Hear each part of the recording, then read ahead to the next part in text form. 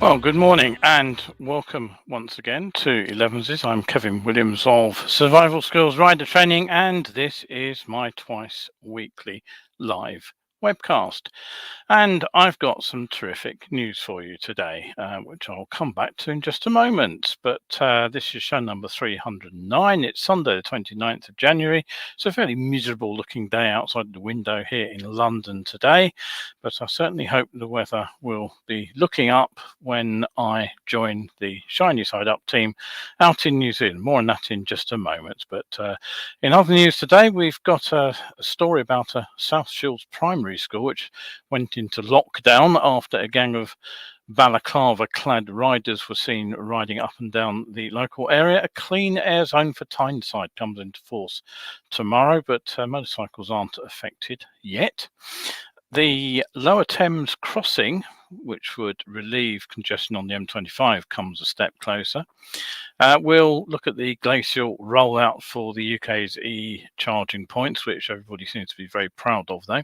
There's a last-minute rescue plan, rather bizarrely featuring Sir Ian Botham, for the BritishVolt EV battery manufacturer that collapsed recently. Leno, the motorcycle and car collector and personality, has been injured in a freak crash on a vintage bike. Suzuki have announced that they are planning a range of small e-bikes, but nothing powerful at the moment. There are, however, a pair of new adventure bikes from QJMotor, and there's a middleweight Hero-Harley set to appear in 2024. And finally, back to today's discussion point, we'll wrap up what I've been talking about EVs, hydrogen and e-fuels with the discussion point today. Suzuki and MAG both talking up the potential of e-fuels, but are they both looking to the wrong future of the powered two-wheeler? And I'll give you my thinking on that. You are free, of course, to disagree. Right, we have Hallam looking in. Good morning to you, Hallam. Sue is also here, and so is Richard. Hi to all of you, and everybody else who's also watching this morning live or on catch up. So settle yourselves down for the next 30 odd minutes. We've got quite a long show to get through today, actually. Now, first thing I just want to point out is that the next live online event is on Wednesday, the 1st of March. Start again, Wednesday, the 1st of February. I'm a month ahead of myself. So that's just a couple of days away. That's at 8 p.m. in the evening. It's a in-depth look at one of the subtopics of the Science Being Seen presentation that I deliver regularly. This time we'll be looking at day riding lights, basically looking at the research which supports their use, looking at how effective that they've actually been in use as far as I can find out, and looking at the very latest ideas on what might constitute more effective day riding lights. So that'll be on Wednesday, the 1st of February. Now, the next talk is March's, and that was going to be on rider psychology and getting mentally prepped for the ride. That would be Wednesday, the 1st of March, but I'm not sure if that one's going to go out at the moment. There's a very good reason for this, because I will be out in New Zealand at that time.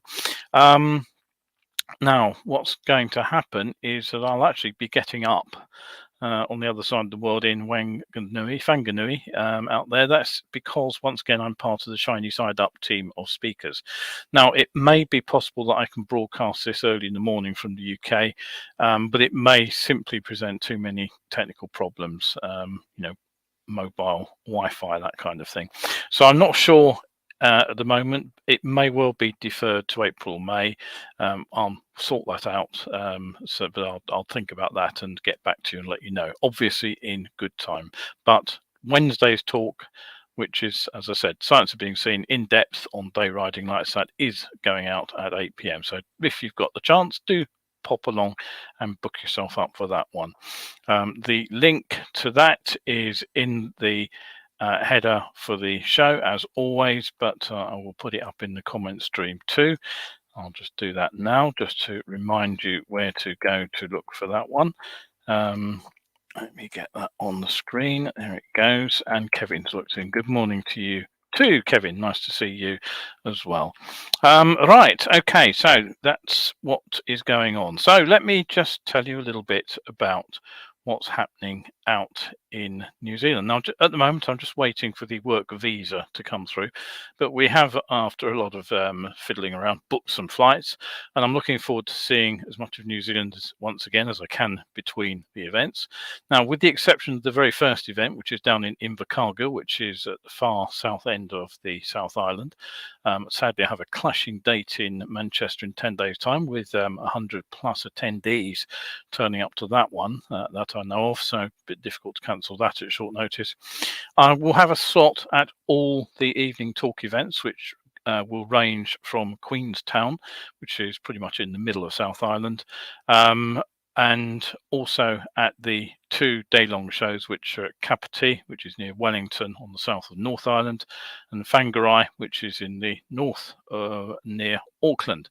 And we finish up right up in the far north, the parts of the world I've not actually been to before. So the audiences out there, you can also look forward to a brand new presentation from me. Now, if you are a survival skills subscriber on Coffee, I've also invited you to come along to a test run of that presentation, so I don't go out there and do it totally cold. I want to test that one out on an audience, so you will be guinea pigs, but drop me a line. There is a post on this on Coffee. Do have a look if you can make it. It'll be a big help to me, and you also get to be the first people to see this particular show. Now, once again, I will be putting the unique survival skills spin on better riding technique. So this time I'll be showcasing how riding skill alone isn't sufficient and how it has to be supported by a thinking biker to be effective in avoiding crashing. Now, this is the survival skills approach to riding generally. If we subtract the scares and the scars, what's left really is a whole lot more fun. So Shiny Side Up itself, it's supported by the New Zealand Transport Agency, the NZTA. It's supported by New Zealand's Accident Compensation Corporation, which provides funding for people who have been involved in accident. There's no such thing as private insurance out there. And the Ride Forever training organisation, which delivers training to motorcyclists up and down the country. And the talk events and the one-day roadshow events are pretty unique, really. I don't know of anything else like it around the world. It covers the entire country for starters, but also, rather than being a sort of top-down safety event, there's a much greater emphasis on the bottom-up approach. Now, you might be wondering what the difference is, but to give you an idea, top-down safety kind of begins with an assessment of an organization's safety cultures and goals. This is the sort of the drive to where somebody comes out and says, we need to reduce motorcycle crashes. It's the vision zero approach. And the idea is that you create a safety culture that is embedded at all levels of road safety tree from the top down, and at the end of it you get to the individual riders who use the roads. Now, this approach to safety is often seen as dictatorial, and it can indeed be delivered that way. Look no further than Hackney Council and their intent to reduce crashes in their patch by basically making it very difficult to use cars and bikes. More on the plan there, actually, to cut off most roads in Hackney to vehicular traffic. Come back to that on the next show.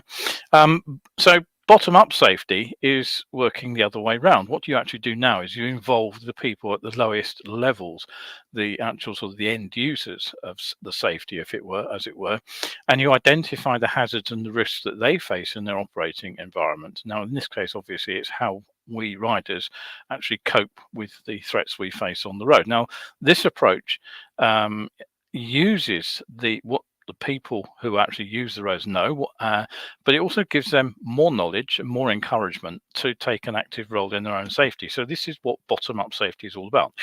So my aim is to help every rider out in New Zealand and anywhere else who is interested to gain a better understanding of why crashes happen, and to show that it's often very straightforward changes in the way that we approach the roads and the way we think about our riding that makes it ourselves safer on the roads without actually impacting the enjoyment of our ride. That's, as I said, the subtract the scares and the scars, and what's left is the fun.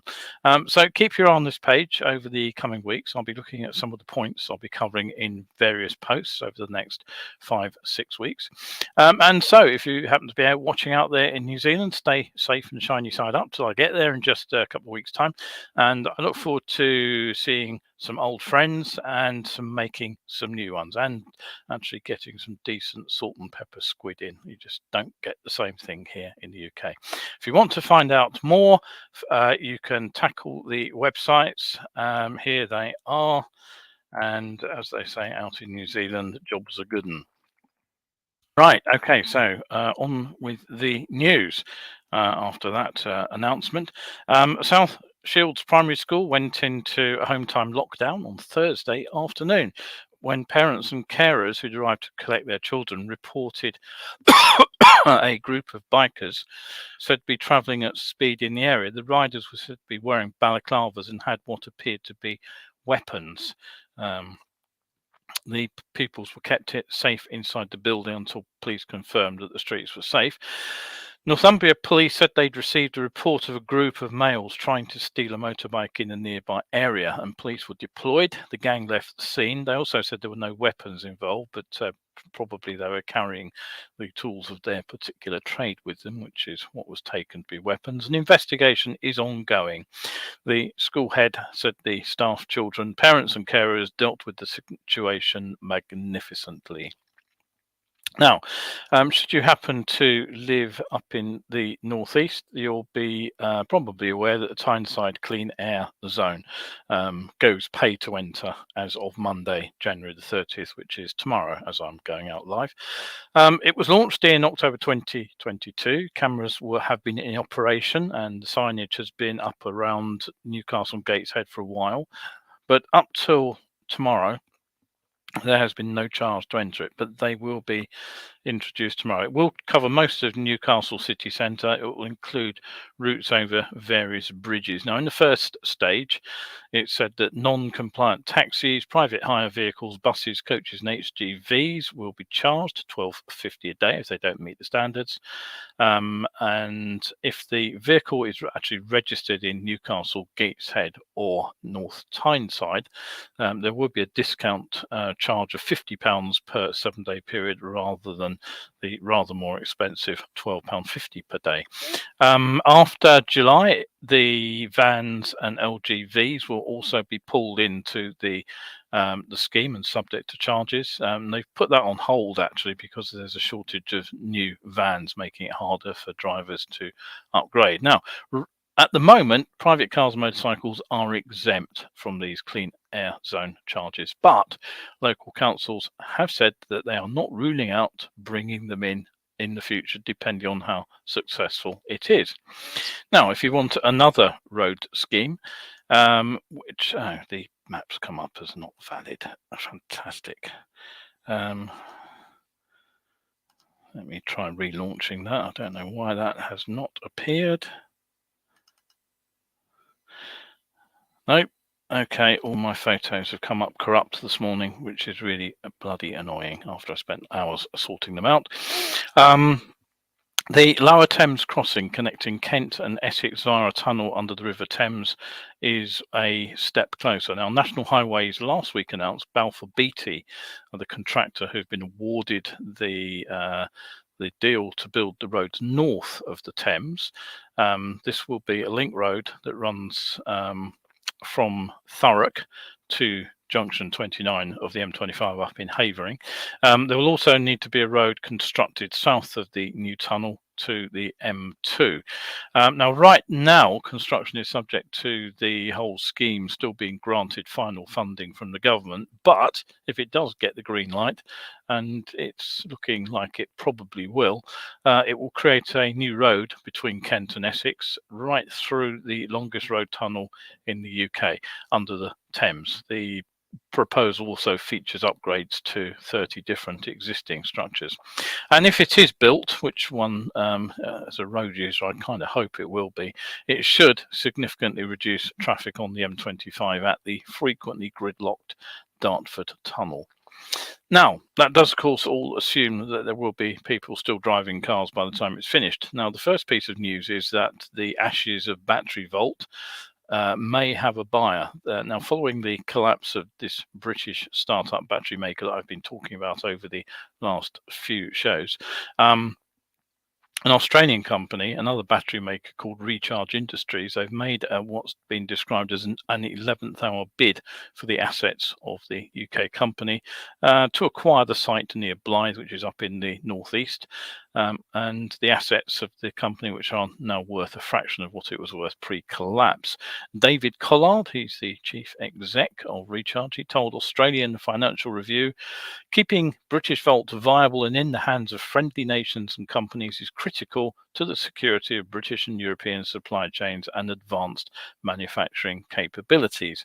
Recharge Industry has done in 18 months what BritishVolt has struggled to do in 3 years working by themselves. By combining, we can put the sort of acceleration into BritishVolt that you'd expect from the best EV on the market. Now, the Australian firm is planning to build a facility which should be open in Geelong in Australia in 2024. Now, Recharge's chief executive hailed the, quote, proactive assistance of cricket legend Lord Botham, who is, rather bizarrely, the UK-Australia trade envoy. Now, BritishVolt, they've been working on the construction of a 3.8 billion gigafactory to produce batteries for EVs. They went into administration earlier this month, you'll recall, after repeated delays put the project in doubt, and that prevented them finding ongoing funding. And although 100 million of government cash was actually earmarked for the plant, it was contingent on the company meeting their construction milestones, and it had failed to achieve those. So in the end, more than 200 staff were made redundant, and the job hopes of several thousand more have evaporated. Now, several other companies are thought to be interested in the failed startup, among them a Slovakian battery manufacturer, InnoBat, and that's led by the former Aston Martin chief executive, Andy Palmer. The company's factory site up in Blyth is viewed as prime real estate because it's actually close to deep water port, and it has a good infrastructure too. Jaguar Land Rover, they've been mooted as a potential customer for BritishVolt, and they'd actually signed a memorandum of understanding with sports car maker Lotus to develop next generation batteries together. So, okay, just before I carry on, let's just give you a quick reminder. The show goes out live on Wednesdays and Sundays at 11 o'clock UK time. You can always catch up on Facebook, but much easier to head over to my YouTube channel, Survival Skills UK. Don't forget that all important UK at the end, or you will get somebody sharpening knives or lighting fires with sticks. And you'll find the shows much more easily there. They're all listed, and you can get them in reverse order too. So Wednesdays, Sundays at 11, and over on Survival Skills UK on YouTube to catch up. Right, rather surprisingly, no comments on anything yet. Meanwhile, back to electric vehicles again. Aaron Berry from the Office for Zero Emission Vehicles was present at the Motorcycle Industry Association's annual conference last week, and he detailed the government's plans for improving charging infrastructure across the country. Now, as well as explaining that charge points will go into new homes, something that was actually agreed quite a long while ago now, and into business car parks, which was a plan that has been subsequently watered down quite considerably, he also revealed the targets for the public charge parks. Now, unfortunately, this is a graph would have been useful, because basically what it shows is the number of plug-in vehicles and either the full electric or the plug-in hybrids, and how many of them are. And right now, there's around 1 million on UK roads. So what are the plans that the government has for charging points? By 2023, next year in other words, to have at least 6 ultra-rapid open access charge points at motorway services in England.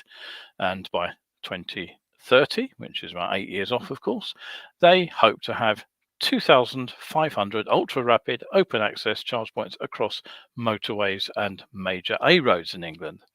And by 2035, which is 12 or 13 years away, they expect around 6,000 ultra-rapid open access charge points across motorways and major A roads in England. And he said these targets have been set so they can be adhered to. Now, if we've got 1 million electric vehicles at the moment, all looking for charging points, and we're still only producing around 6,000 of these in 13 years' time, how many electric vehicles will be on the roads, bearing in mind the end date for gasoline-powered vehicles? It's really hard to assume that they will be anything like adequate, and frankly, it doesn't make encouraging reading for anybody wanting to travel long distances in EVs. Now, clearly the government is expecting most owners to charge at home and presumably only make short distances, or they are looking for the fossil fuel industry to come in and take up the slack with charging points sharing forecourt space with regular pumps, something that we are beginning to see, but is still a long way from being a complete network. Now, I do have a comment just popped in. Kevin says, glad you have a green light for Shiny Side Up. Yes, me too. Very pleased about it. Been in discussion over that for a while, but now we've got the go ahead. So excellent. Now, out in the US, Jay Leno, the TV personality, he has been injured in a freak motorcycle crash after hitting what was described as a wire strung across a parking lot. Now, apparently, the US vehicle collector was actually testing a 1940 Indian motorcycle when he said he smelled gas and decided to pull over. So he turned down the side street and into a parking lot. This is where the incident happened back in January. Now, he was interviewed last week about this, and he said that basically he'd sustained a broken collarbone, 2 cracked ribs, and both kneecaps broken, which sounds rather painful. But he says he's back working and making a full recovery.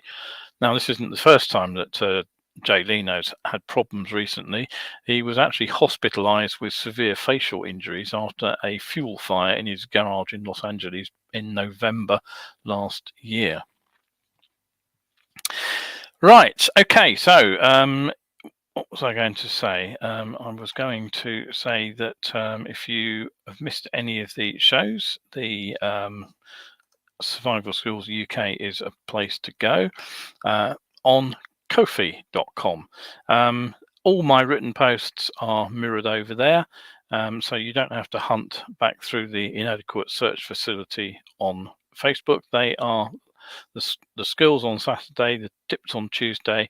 They're all indexed per year, so that you can go back and find roughly 100 articles per year from 2014 all the way up to 2023, where I'm putting them in as I go.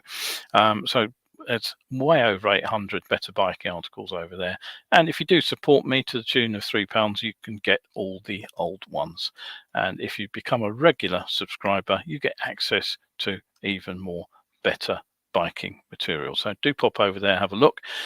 There's some links that you'll find in the header for the show as well. Now, Suzuki have finally announced what they're going to be doing with electric motorcycles. Now, it's been well known that the company has been testing an electric 125 equivalent Bergman. That's been going on for quite some time, and it's been seen out and about in spice shops. So it's likely this could well be the first of the machines, but the date is now set for 2024. Now, obviously, there's been a lot of recent speculation about Suzuki's lack of internal combustion engine bikes after they pulled the GSX-R 1000, for example.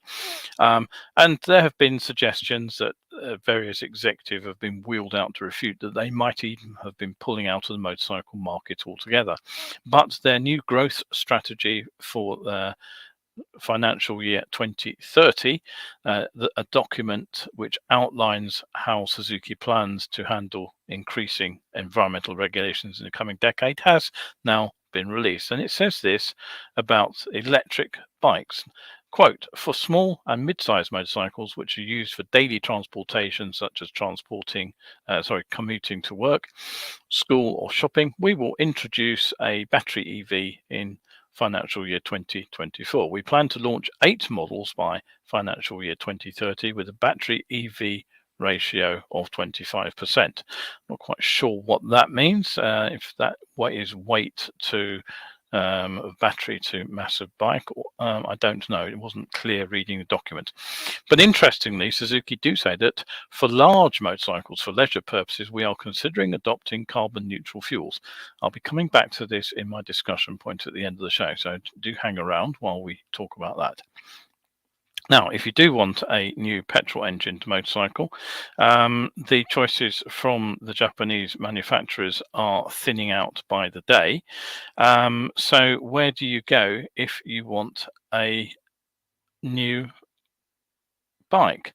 Well, if I can find the, hopefully these pictures will work.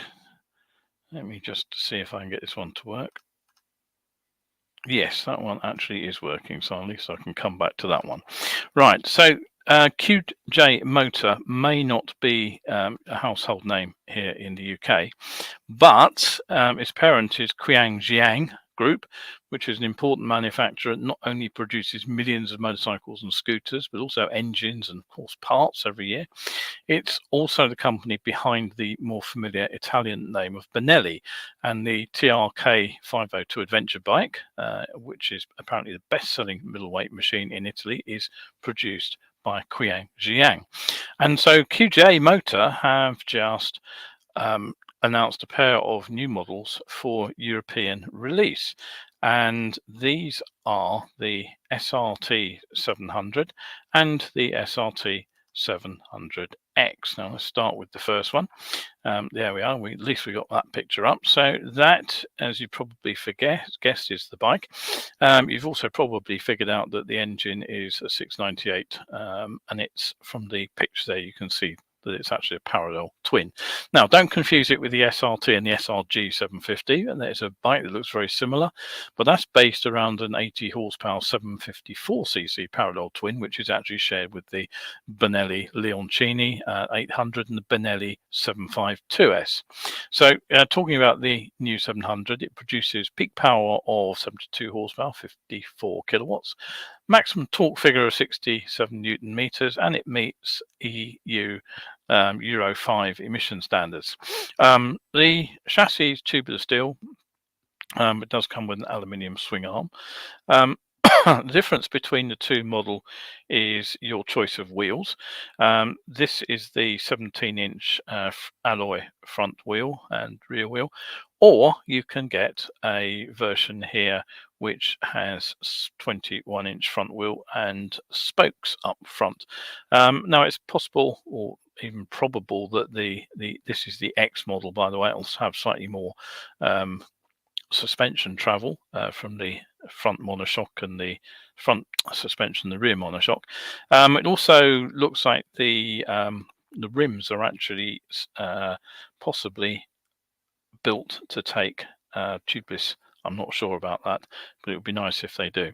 You get ABS, of course, on both bikes, as you'd expect. Both machines are still a little bit porky. They're around 220 kilos. That's actually less than the Benelli 500 twin. But it's still 584 pounds, and when you add the luggage kit to it, you're whacking on another 20 kilos. So before you even get rolling with luggage, it is a bit porky. But anyway, there we go. That's I think it's quite a nice looking bike, actually. Interested to know how that runs reliably, how those Benellis have been holding up. Now, moving on quickly, in October 2020, Hero-Motor Corp and the Harley-Davidson brand announced a partnership for the Indian market, and a bike jointly developed by the two bike builders could hit the roads as soon as the end of 2024, according to Hero-Motor Corp Chief Financial Officer, who is Niranjan Gupta.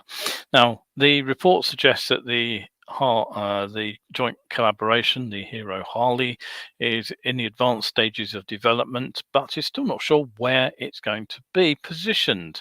There are various reports saying that it is a 500. There are other reports saying it could be anything between a 350 and 850, but wherever it lies, it will be a competitor for Royal Enfield's bigger machines. Technical details, as I say, still under wraps, expected to be modular in nature, so that the powertrains and body styles can be adapted across a range of prices. Hero is India's biggest two-wheeler manufacturer. Most of its sales, however, are in the small capacity budget bike segment. The launch is part of the Indian manufacturer's plans to strengthen its position in the premium segment and to enhance profitability, it says in the press release, in the 160cc and above space. Now, Hero Motor Corp also has the mandate for the servicing and parts requirements of American-made Harley bikes, as well as the sale of Harley accessories and merchandise through their brand exclusive dealers in the country. Now, interestingly, of course, the Bajaj Triumph partnership is also expected to produce their first co-developed motorcycle sometime very soon. So lots of developments going on out there in India to think about.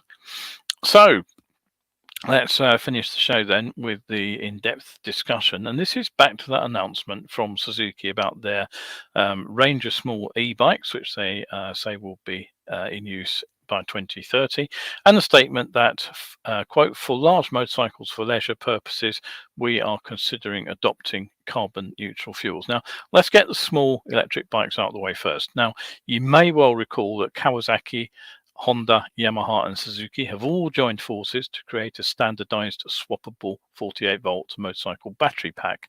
And the Japanese consortium have also paired with Ineos, that's a different Ineos, E-N-E-O-S, not the UK car manufacturer, to form the Chaco battery sharing service for electric bikes, which will install and maintain the swap stations. I believe the first couple are already in place in Tokyo. Now, since two of the group are actually involved with KTM and Piaggio in a similar European battery consortium, it's more than likely that we will see the same batteries in all the bikes. They may be made by different manufacturers, but basically they will be to the same standard. And I would expect that likely will be adopted across the world, because it's simply not feasible to build bikes which will have to house different configurations of batteries, different voltages for the motors and the control systems and all the rest of it. It's basically the same reason that we have internal combustion engines, which, despite their different shapes and sizes, effectively run on the same standard petrol. But what about the statement that they are considering carbon neutral fuels for bigger bikes? Now, it is, as we've seen, an attractive sounding option to investigate e-fuels. The bio or fully synthetic alternatives to petroleum products. Now, as I said last week, there are automotive manufacturers busily investigating this route, and it's hardly surprising, of course, because it allows them to keep the existing developments of the ICE in use, making future development rather easier, of course. And of course, it's also very attractive to the fossil fuel manufacturers for various reasons. First of which is that they've come up with plans to blend various percentages of e-fuel with the stuff siphoned out of the ground to make their petrol sort of greener, in inverted commas. Now, at much the same time, our own riders' rights organisation, the Motorcycle Action Group, has also been airing their concerns that the forthcoming switch to zero-emission vehicles is going to have too major a change on the market. MAG argues that the time frame is largely dictated by the four-wheel market downwards to two-wheelers, and they say that whereas manufacturers have produced a wide range of alternatively powered options alongside ICE models on four wheels, that the motorcycle industry has reacted sluggishly. Now, in part, they say, because integrating frugal-oriented electric powertrains into an already economical, lightweight and tightly packaged machine brings dynamic, ergonomic and aesthetic headaches. Now, MAG claims sales, though rising, are doing so at a much slower rate than they are for cars. They say that EVs amounted for just under 6% of all new motorcycles purchased in the UK in 2022, but EV or hybrid sales were up to 23% of the UK new car sales total. And they say this means that it's unreasonable to expect motorcycles to meet the same deadlines as cars. However, the MCIA's own figures show that, in fact, compared with 2021, electric motorcycles are up 8.3% overall, with the greatest growth, incidentally, in the over 11 kilowatt, but less than 35 kilowatt brackets. That's the intermediate A2 license, the sort of thing that you could ride the CB500, for example, on. And in that bracket, sales are up more than 140%. Now, in the 125 sort of equivalent, the up to 11 kilowatt, the bikes you can ride on L plates after a CBT, then just over 3,000 electric motorcycles were actually sold in the UK last year. And that's up almost 8% against the previous total. Now, that is out of a proportion, there are 40,000 petrol engine bikes sold, but as you can see, given that the sales of e-bikes almost non-existent in 2019, the fact that 6,500 e-bikes of all shapes and sizes were actually registered in 2022, I think it's pretty remarkable growth. Meanwhile, over in Europe, market analysts have attributed part of the overall market resurgence post-COVID to the growth in sales of electric motorcycles and scooters. In Europe, the EV scooter segment alone represented 11% of yearly sales, whilst the category expanded at 39% nearly last year.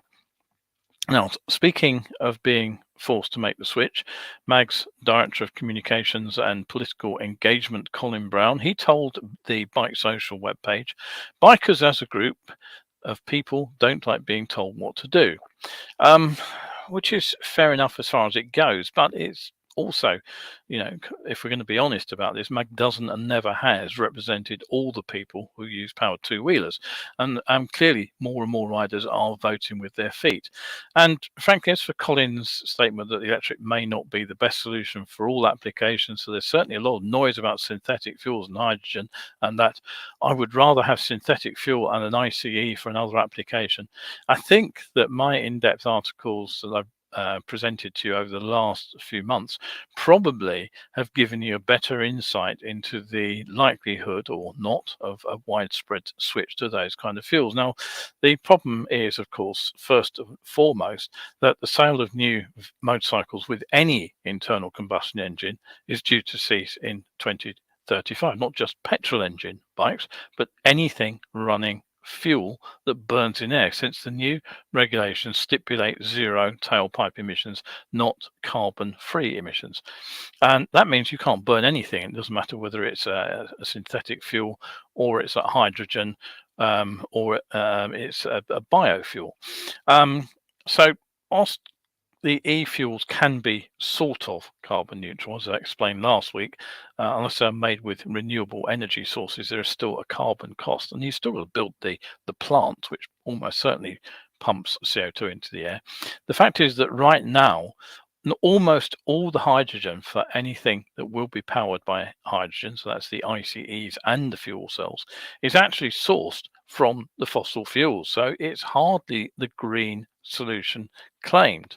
And these fuels will be expensive. They will be for a niche market at best. That's why Porsche and Lamborghini are looking into them, and why Repsol, who are one of the major supporters of motorsport, are also investigating. And then there's the ecosystem which supports the use of hydrogen, or rather the lack of that ecosystem. Now, Ineos Automotive, that's INEOS, so nothing to do with the Ineos that I mentioned from the Battery Swap Corporation just a moment ago. Ineos here in the UK, they already have what they call a fully working hydrogen grenadier, but it won't be released yet because of the current global hydrogen charging infrastructure issue. Quote, fuel cell electric vehicles for us is the right zero emission option for this vehicle, but because of the infrastructure problems, there isn't any. We can't make a full bet on the fuel cell until we have more confidence that people can fill it up. But quite aside from filling it up, the trouble is that whilst the fuel cell is zero emissions, as we know, we still need that hydrogen to run it. And we also know where that's coming from. It's coming from fossil fuels.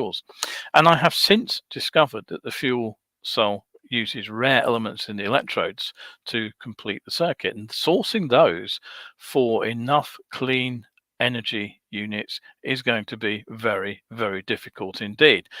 Sabine Hossenfelder has a very, very informative YouTube article on this. I'll dig out the link and put it up for you later. Meanwhile, it seems to have escaped most people's notice that the wind energy provided the UK with more than 50% of its total energy needs for 2 days in December. And we have had a few summer days when the entire energy needs of the UK have been met by solar and wind. So that means we have electricity from clean sources already in abundance. And that's why I believe that it's going to be the rider who has to adjust. So rather than fight electric bikes, I think we need to make them part of the plan. Now, Colin says, when you look at the wide policy around motorcycling, transport policies are aimed at reducing the number of privatized transport, and motorcycles fit into that category. So they want a reduced pool of people doing this, meaning using private transport rather than public transport, and they won't shed a tear if the number of motorcycle enthusiasts reduces. It will be a tick in a box for them. So, all right, why not bang the drum then for cleaner emission-free bikes? Get local authorities like Hackney, who aren't allowing e-bikes into their parking zone. They're charging them exactly the same to park as they are charging what they described as polluting motorcycles that are run by petrol engines. Get people like the Hackney Council on board with the idea that light electric motorcycles are part of a solution and not the problem. Now, Colin says, MAG as an organisation is working hard to make sure we're not put in that decision in position where you have to make that kind of choice. But the fact is that choices come from being informed and not from feeding prejudices. Now, fully 31% of MAG members who responded to the MAG survey suggested that they were prepared to quit riding altogether rather than going electric. Now, to me, if you genuinely enjoy the riding experience rather than the ownership of a fuel-burning, emission-spouting piece of hardware that dates back to the 19th century, that's bonkers. If you like riding, go try an electric bike. So here's an idea. Why don't MAG team up with Zero to put on some riding demos? Zero are regularly carting their bikes up and down the country. I'm sure they would be more than happy to organize days for MAG members. So my thinking, petrol isn't going away overnight. Don't get me wrong. We're not going to turn off the petrol pumps when we put a stop date on the internal combustion engine. So if you already have an ICE bike, it won't be impossible to ride it for some time yet. And I fully expect that synthetic fuels will become available, but that will be at a price, and it will be for niche owners only. Now, as more and more riders, the ones who aren't welded to the sounds and feel of an internal combustion engine, do switch to electric, sales of ICE engined bikes will fall. And finally, the cost of a new ICE bike will rise as a result. So Leno may well be able to afford new ICE bikes in 20 years' time, if he's still around, of course. But I genuinely think that for the majority of ordinary road users, ordinary riders, it is electric bikes which are going to be the future, not hydrogen, not fuel cell, not bio or synthetic fuel. Electric bikes are here. I think they're here to stay, and I think we simply have to recalibrate the way we use them. Right, that is it from me today. That pretty much finishes my look at alternative fuels and alternative propulsion units too. So I have been putting these up on my Facebook page and my coffee page, so you can go back and refer to those if you want to. I'll try and pull them all together actually into perhaps some kind of bigger article at some point in the not too distant future. But right now I am preparing for my trip to New Zealand. I'm going to be pretty busy over the next 10 days or so getting everything ready, particularly as I've got the talk up in Manchester to deal with as well. While I'm over there, I will be trying to get something out to keep you occupied at 11 o'clock on a Wednesday and Sunday morning. I can't promise what at the moment, but do expect to see some form of 11s, even if it is just a little short update on what I've been doing in the previous few days. But that is for a few days in the future yet. Up to that point, I do hope that I will see you back on Wednesday. Yes, Wednesday. I should be around on Wednesday with the show. After that, we'll see where we are. Right. Steve just said, be aware of the possibility of flat beer in NZ on your arrival. Brewers are facing a shortage of CO2. Ironic, says Steve. Excellent, Steve. Thank you very much indeed for that warning. I shall watch out for that. Right. Okay. So, yes, that's it for today. So, thank you all for looking in. I'm Kevin Williams. This has been Elevenses, my live twice weekly webcast. Hopefully, I'll keep something going, as I say, while I'm out in New Zealand. But for the moment, thank you for looking in, and if you're riding out there today, anywhere in the world, please stay shiny side up.